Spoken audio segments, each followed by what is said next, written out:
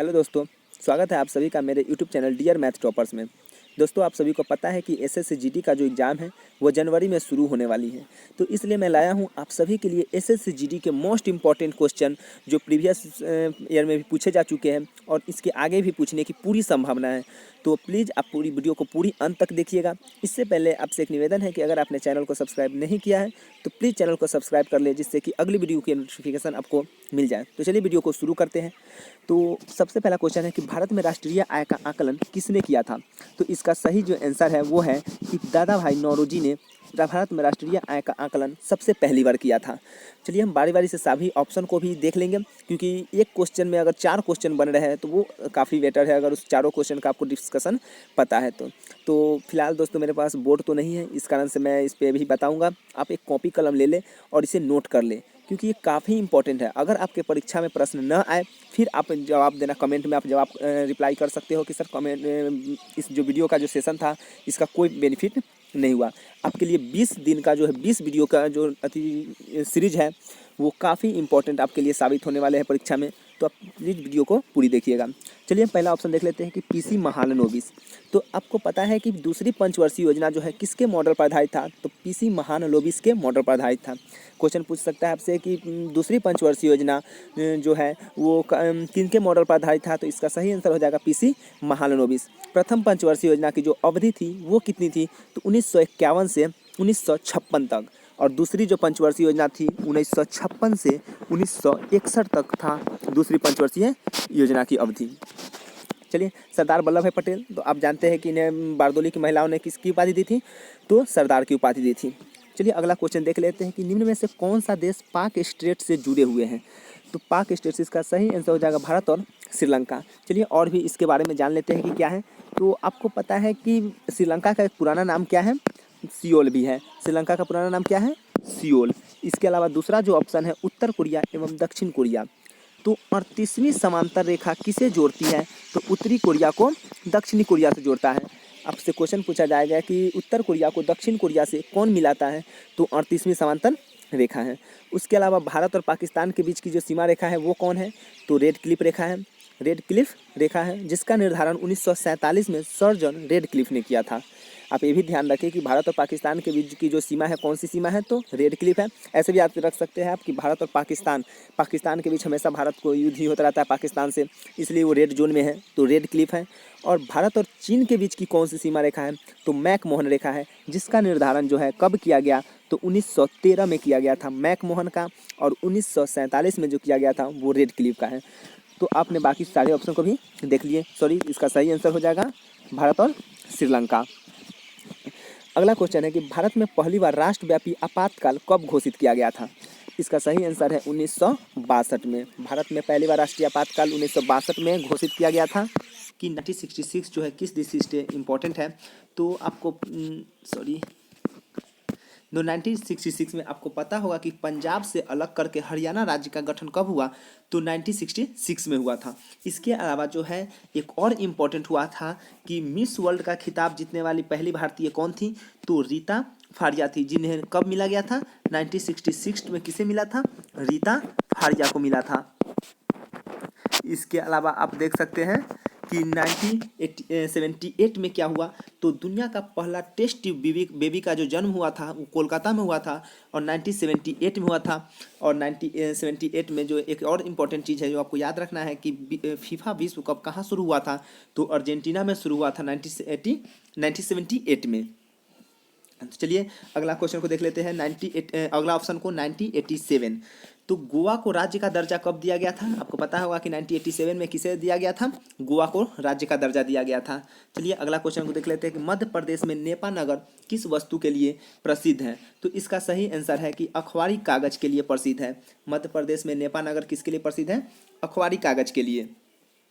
आगे इसका ऑप्शन देख ले, वनस्पति तेल को देख लीजिए कि वनस्पति तेल से क्या होता है। तो कृत्रिम घी बनाने में जिस उत्प्रेरक का प्रयोग किया जाता है वनस्पति तेल बनाने की कृत्रिम विधि में किसका प्रयोग किया जाता है। तो निकेल उत्प्रेरक का। उत्प्रेरक के रूप में किसे इस्तेमाल करते हैं, निकेल का।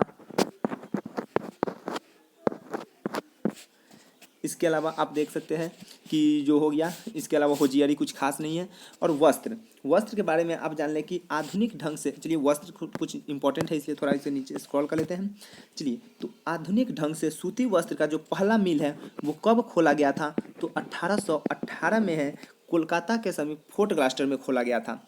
जो क्या हो गया था? तो वो असफल रहा था। लेकिन फिर बाद में इसे 1854 में जो बम्बई में काबस जी डावर के द्वारा खोला गया, ये क्या हुआ? सबसे सफल है। तो क्वेश्चन आपसे पूछा जाएगा कि सबसे पहला सफल सूती मिल की स्थापना कब किया गया था? तो 1854 में किया गया था। चलिए नेक्स्ट क्वेश्चन है हमारा कि भारतीय क्रांतिकारियों द्वारा गदर पार्टी की स्थापना कब की गई? तो सही आंसर है कि 1913 में किया गया था। सैन फ्रांसिस्को में लाला हरदयाल के द्वारा किया गया था। तो चलिए आप आगे क्वेश्चन को देख लेते हैं। निम्नलिखित में से कौन गवर्नर जनरल बंगाल विभाजन से संबंधित है? काफ़ी इंपॉर्टेंट क्वेश्चन है आपके लिए कि कौन गवर्नर जनरल जो बंगाल विभाजन से संबंधित है। इसका सही आंसर है लॉर्ड कर्जन। लॉर्ड कर्जन क्या था? बंगाल विभाजन से संबंधित था। लॉर्ड कर्जन का जो कार्यकाल था वो कब से कब तक था? तो 1899 से लेके 95 तक था, 1905 तक था। 1899 से लेकर 95 तक था। इसके महत्वपूर्ण काल में, इसके जो काल में महत्वपूर्ण घटना हुई कुछ जान लीजिए कि विश्वविद्यालय अधिनियम पास किया गया किस गवर्नर जनरल के काल में? क्वेश्चन पूछेगा विश्वविद्यालय अधिनियम किस गवर्नर जनरल के काल में घोषित किया गया? 1904 में। इसके अलावा विक्टोरिया मेमोरियल हॉल का भी जो निर्माण हुआ वो कर्जन के समय में हुआ। और बंगाल विभाजन की घोषणा कब हुई थी? काफ़ी इंपॉर्टेंट क्वेश्चन है कि बंगाल विभाजन की घोषणा कब हुई थी? तो याद रखिए आपकी 16 अक्टूबर 1905 को जो है वो बंगाल विभाजन की घोषणा हुई थी। बंगाल विभाजन की घोषणा कब हुई? तो 16 अक्टूबर 1905 को हुई थी। चलिए आगे देख लेते हैं ऑप्शन को। चलिए लॉर्ड डलहौजी के बारे में जान लेते हैं कुछ। लॉर्ड डलहौजी, सॉरी इसका आंसर जो है वो लॉर्ड कर्जन है। लॉर्ड डलहौजी जो था इसका जो कार्यकाल था 1848 से 1856 तक था लॉर्ड डलहौजी का काल। 1848 से 1856 तक था। इसके अलावा क्वेश्चन इंपॉर्टेंट है कि द्वितीय एंग्लो सिख युद्ध जो हुआ था वो किस गवर्नर जनरल के शासनकाल में हुआ? तो लॉर्ड डलहौजी के काल में। द्वितीय एंग्लो बर्मा युद्ध भी किसके समय में हुआ? तो लॉर्ड डलहौजी के काल में हुआ था। इनाम कमीशन और सबसे इम्पॉर्टेंट व्यक्तिगत सिद्धांत जिसे डॉक्ट्रिन्स ऑफ लैप्स की नीति भी कहते हैं, किसके समय में? तो डलहौजी के समय में। तो क्वेश्चन पूछेगा व्यक्तिगत सिद्धांत की अवधारणा किसने के समय में हुई थी? तो डलहौजी के समय में। इनाम कमीशन की स्थापना किसने किया था? तो लॉर्ड डलहौजी ने किया था। चलिए कैनिंग के देख लेते हैं। कैनिंग क्या था? तो इसका जो शासनकाल था, अब 56 के बाद कैनिंग का शासनकाल शुरू हुआ। तो 1856 से लेकर 1862 तक लॉर्ड कैनिंग का शासनकाल रहा। 1856 से 1862 तक कैनिंग का शासनकाल हुआ। और इसके समय में उच्च न्यायालय अधिनियम बनाया गया। विश्वविद्यालय अधिनियम बोलेगा तो लॉर्ड कर्जन, और उच्च न्यायालय अधिनियम बोलेगा तो लॉर्ड कैनिंग के समय में। महालेखा परीक्षक का सृजन जो किया गया था 1857 में किया गया था, ये भी किसके समय में हुआ? तो कैनिंग के समय में हुआ। चलिए नेक्स्ट क्वेश्चन को देख लेते हैं। किसी भारतीय राज्य के राज्यपाल की नियुक्ति किसके द्वारा होती है? सही आंसर है इसका कि भारत के राष्ट्रपति द्वारा होती है। चलिए राष्ट्रपति से संबंधित कुछ इंपॉर्टेंट क्वेश्चन देख लेते हैं। राष्ट्रपति की जो भारत में एक राष्ट्रपति होगा किस अनुच्छेद के तहत? तो अनुच्छेद 52 के तहत बोलता है कि भारत में एक राष्ट्रपति होगा। राष्ट्रपति की योग्यता की अगर बात करें, योग्यता, तो ये जो है आर्टिकल 58 में है राष्ट्रपति की योग्यता। निर्वाचन के लिए निर्वाचक मंडल जो होता है, निर्वाचन के लिए निर्वाचक मंडल वो है अनुच्छेद 54 में है। निर्वाचन के लिए निर्वाचक मंडल अनुच्छेद 54 में। और राष्ट्रपति पर महाभियोग, अच्छा क्वेश्चन है, याद रखें आपकी राष्ट्रपति पर महाभियोग जो है वो आर्टिकल 61 यानी अनुच्छेद 61 के तहत राष्ट्रपति पर महाभियोग लगाया जा सकता है। इसके अलावा चले देख लेते हैं कि भारत के प्रधानमंत्री, तो भारत में एक मंत्री परिषद होगा जिसका शीर्ष पर जो होगा वो प्रधानमंत्री होगा। किस अनुच्छेद में है? तो 74 यानी 74 अनुच्छेद में बताता है कि भारत में एक प्रधानमंत्री होगा। सर्वोच्च न्यायालय और उच्च न्यायालय के भी बारे में जान लें आप कि सर्वोच्च न्यायालय जो है किस अनुच्छेद में है? तो अनुच्छेद 124 में सर्वोच्च न्यायालय। और वहीं उच्च न्यायालय बोले, अगर राज्य में बोले उच्च न्यायालय, तो इस आप यहाँ पर देख सकते हैं कि जब सर्वोच्च न्यायालय बोले तो 124 और उच्च न्यायालय बोले तो इसी को हेर फेर कर देना है, यानी 2 को पहले लिखना है और फिर 1-4 बाद में। तो ये उच्च न्यायालय है और ये सर्वोच्च न्यायालय है, ध्यान रखें आप। कि सर्वोच्च न्यायालय अनुच्छेद 124 में और उच्च न्यायालय अनुच्छेद 214 में। एक ये भी क्वेश्चन इंपॉर्टेंट है कि आपसे पूछा जाएगा कि वर्तमान में अभी कितने उच्च न्यायालय हैं। तो उच्च न्यायालय की जो संख्या है वो कितने हैं, अभी 25 है। जो उच्च न्यायालय हैं उनकी संख्या कितनी है, तो 25 उच्च न्यायालय है और एक सर्वोच्च न्यायालय है। मुख्यमंत्री की नियुक्ति किनके द्वारा होती है, तो राज्यपाल के द्वारा होती है। याद रखिए आपकी जो राज्यपाल की नियुक्ति जो होती है, राज्यपाल की नियुक्ति भारत के राष्ट्रपति करते हैं और मुख्यमंत्री की नियुक्ति जो है वो कौन करते हैं, तो राज्यपाल करते हैं। चलिए आगे क्वेश्चन को देख लेते हैं कि प्रसिद्ध संगीतकार तानसेन किसके दरबार में रहते थे। तो इसका सही आंसर है कि तानसेन जो थे वो अकबर के दरबार में रहते थे। तो इस और कुछ आप इम्पोर्टेंट एक नोट्स बना लें कि जो काफ़ी इम्पोर्टेंट है कि दीवाने मुस्तखराज नामक जो था वो क्या था। तो दीवाने मुस्तखराज जो था वो क्या था, वित्त विभाग था। दीवाने मुस्तखराज वित्त विभाग था और किसने शुरू किया था, तो अलाउद्दीन खिलजी ने। दीवाने कोही जो था वो कोही कौन से विभाग से था, तो कृषि विभाग से। ऐसे याद रखें, क से होता है कोही, फिर क से कृषि विभाग। और किसके समय में, तो मोहम्मद बिन तुगलक के समय में। तो दीवाने कोही विभाग की स्थापना किसने किया, तो मोहम्मद बिन तुगलक ने। मुस्तखराज किसने किया, तो अलाउद्दीन खिलजी ने। और दीवाने अर्ज जो है वो क्या है, तो वो एक सैनिक विभाग है और उसकी स्थापना बलबन ने किया था। तीनों पॉइंट को आप याद रखें कि दीवाने मुस्तखराज वित्त विभाग, दीवाने कोही क से कोही, क से कृषि विभाग, दीवाने अर्ज जो है सैन्य विभाग है। और मुस्तखराज जो अलाउद्दीन खिलजी, कोही मोहम्मद बिन तुगलक MBT शॉर्ट में उसे बोल से याद रख सकते हैं आप, और दीवाने अर्ज तो बलबन ने। अब आप बाबर के बारे में जान लें कि बाबर ने भारत पर कुल कितने बार आक्रमण किए। भारत पर आक्रमण कितने बार किए, 5 बार आक्रमण किया बाबर ने। पानीपत का प्रथम युद्ध जो हुआ वो किसके किसके बीच हुआ। अब इस पॉइंट को भी याद रखें कि पानीपत का जो प्रथम युद्ध हुआ वो बाबर और इब्राहिम लोदी के बीच हुआ। पानीपत का दूसरा युद्ध जो हुआ वो अच्छा याद रखें, पानीपत का प्रथम युद्ध जो हुआ वो 1526 में हुआ था। पानीपत का दूसरा युद्ध जो हुआ 1556 में, और पानीपत का तीसरा युद्ध जो हुआ था वो थर्ड जो युद्ध हुआ था पानीपत का वो 1761 में था। इसके अलावा आप देख ले कि खानवा का जो युद्ध हुआ, खानवा का युद्ध कब हुआ, तो खानवा का युद्ध 1527 में हुआ। खानवा का युद्ध 1527 में बाबर और राणा सांगा के बीच हुआ, जिसमें बाबर जीत गया। और इसके बाद चंदेरी का युद्ध आपको बता दें कि चंदेरी का युद्ध किसके किसके बीच हुआ। चंदेरी का जो युद्ध था वो था 1528 में बाबर और मेदिनी राय के बीच हुआ था, माफ कीजिएगा, बाबर और मेदिनी राय के बीच। इस युद्ध में भी बाबर क्या हुआ, विजय हुआ था। अगला इसका है कि इसके द्वारा लड़ा गया अगला युद्ध है घाघरा का युद्ध। तो घाघरा का जो युद्ध है वो कब लड़ा गया था, तो 1529 में। घाघरा का युद्ध कब हुआ, 1529 में, और बाबर और अफगानों के बीच हुआ था। और इस युद्ध में भी बाबर क्या रहा, विजयी रहा था। हुमायूं के बारे में जान लें कि हुमायूं द्वारा भी लड़े गए जो युद्ध थे, हुमायूं ने भी 4 युद्ध लड़े थे। आप याद रखिएगा, इन चारों युद्ध जो है इंपॉर्टेंट है काफ़ी।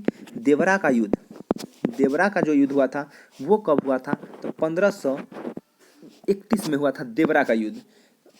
दूसरा याद रखिए आप कि चौसा का युद्ध, चौसा का जो युद्ध हुआ वो कब हुआ, तो 1539 में चौसा का युद्ध हुआ था। तीसरा युद्ध जो इसके द्वारा लड़ा गया था वो था बिलग्राम का युद्ध। बिलग्राम का जो युद्ध था वो कब लड़ा गया था, 1540 में बिलग्राम का युद्ध लड़ा गया। और लास्ट जो इसका युद्ध था वो था सरहिंद का युद्ध। क्या था, सरहिंद का युद्ध। तो वो लड़ा गया था 1555 में। और जो हुमायूं है इसके मृत्यु पर एक इतिहासकार ने लिखा है कि वह गिरते पड़ते क्या हो गया, इस दुनिया से चला गया। तो लेन पुल ने कहा था ये। चलिए अगला क्वेश्चन को देख लेते हैं कि संघ सरकार में मंत्री इनके प्रसाद के दौरान कार्यकाल में कार्यभार ग्रहण करते हैं। तो इसका सही आंसर हो जाएगा कि क्या हो जाएगा, राष्ट्रपति के कार्यालय में कार्यभार ग्रहण करते हैं। चलिए अगला क्वेश्चन देखिए, इसके बारे में जो है याद रखें आप, एक इम्पॉर्टेंट सरला याद रखें। सरला, स से संसद, र से राज्यसभा, ल से लोकसभा।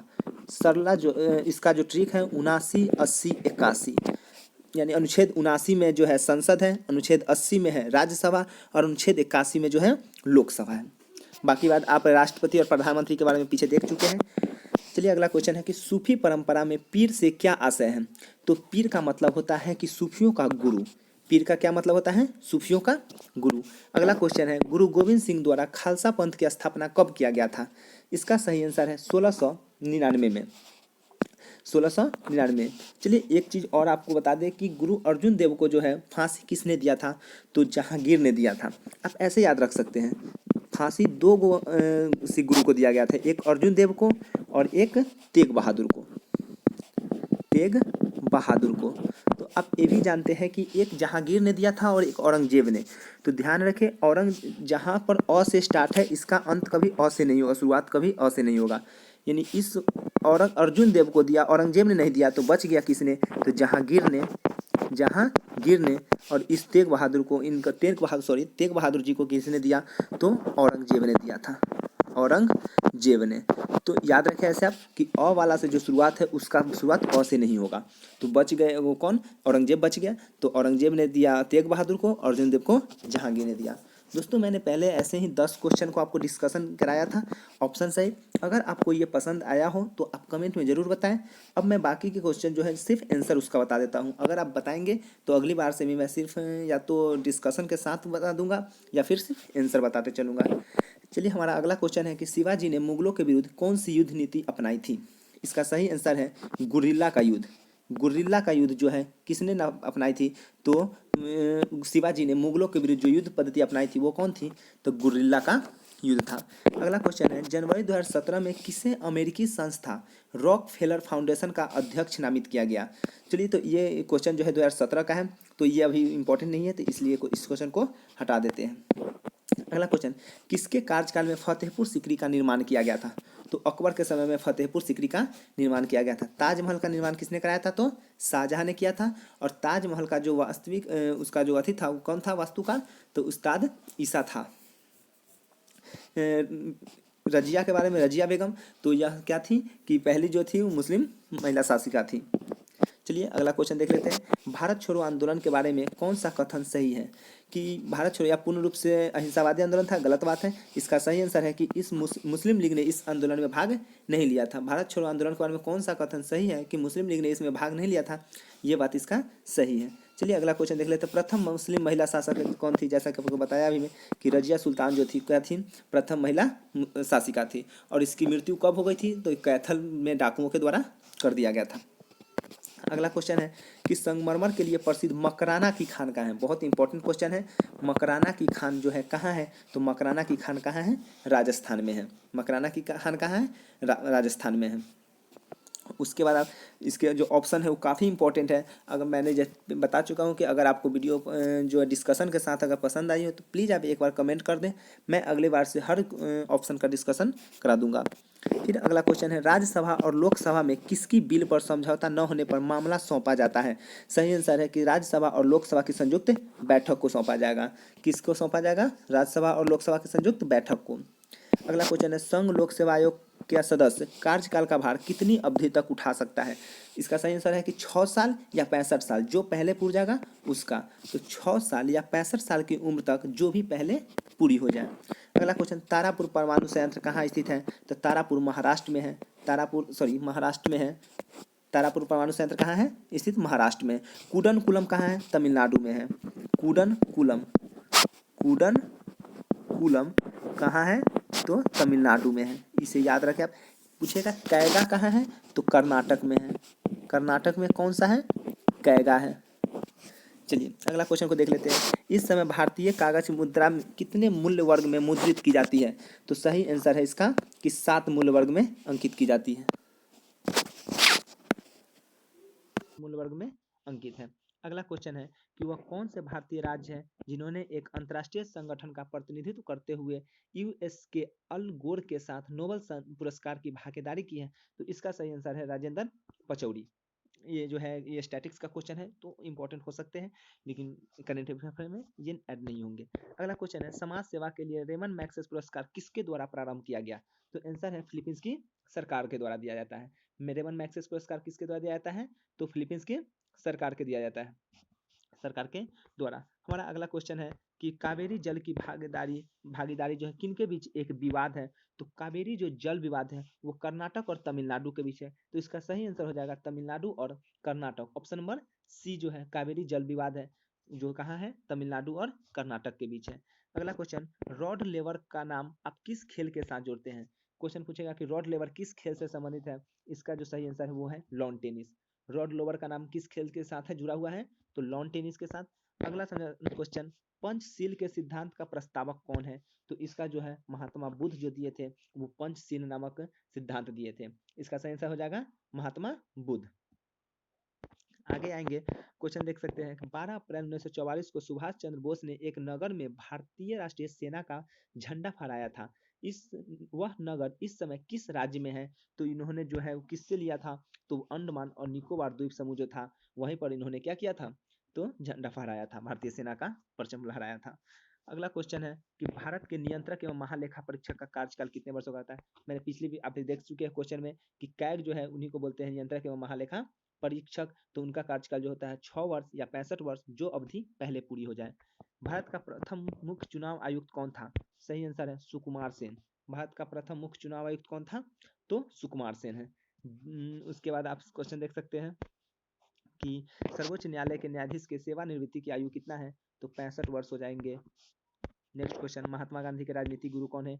गोपाल कृष्ण गोखले। और गोपाल कृष्ण गोखले के राजनीतिक गुरु कौन है? तो महादेव गोविंद रानडे हैं। महादेव गोविंद रानडे किनके गुरु हैं? तो गोपाल कृष्ण गोखले के गुरु हैं महादेव गोविंद रानडे। लाल रक्त कणिकाओं का जो है औसत जीवन काल कितने समय का होता है? सही आंसर है इसका 20 से 120 दिन तक होता है। ऑप्शन नहीं है 20 से 120, इसलिए जो है इसका आंसर 100 से 120 आप मारे, क्योंकि जो इसका सही आंसर है वो 20 से 120 दिनों तक होता है आरबीसी का जीवन काल। डब्ल्यूबीसी, आप यहाँ पर एक और क्वेश्चन देख ले कि जो डब्ल्यूबीसी का जो कार्यकाल होता है वो कितना होता है? तो 2 से 4 दिनों का होता है डब्ल्यूबीसी का कार्यकाल, सॉरी कार्यकाल कौन है, औसत जीवन। शीत ऋतु में पशुओं के प्रसुप्ति काल को क्या कहते हैं? तो इसे हाइबरनेशन कहा जाता है। शीत ऋतुओं में पशुओं की प्रसुप्ति काल को क्या कहते हैं? तो हाइबरनेशन कहते हैं। नेक्स्ट क्वेश्चन, भारत में सबसे ऊंचा जलप्रपात कौन सा है? तो जोग या गरसोप्पा जलप्रपात भारत में सबसे ऊंचा जलप्रपात है। नेक्स्ट क्वेश्चन, कि भारत के किस राज्य को चावल का कटोरा कहा जाता है? सही आंसर इसका छत्तीसगढ़। छत्तीसगढ़ को चावल का कटोरा कहा जाता है। साक्षरता के मामले में सबसे पहले स्थान पर कौन है? तो केरल है। बता चुके हैं आपको कि कैगा कहाँ है? तो परमाणु बिजली घर कहाँ है? जो कर्नाटक में है। डब्ल्यूटीओ का मुख्यालय कहाँ है? तो जेनेवा में है। डब्ल्यूटीओ का मुख्यालय कहाँ है? जेनेवा है। तो दोस्तों आपको सेशन कैसा लगा आप प्लीज कमेंट में बताएं, और अगर आपको कुछ इसमें सुधार की ज़रूरत है कि हाँ सर इस चीज़ की सुधार है, तो आप प्लीज़ आप मैं ज़रूर बताएं, मैं उस पर पूरी कोशिश करूँगा। Thank you very much. उम्मीद करता हूँ आप सबका एग्ज़ाम बहुत अच्छा से जाए। Best of luck.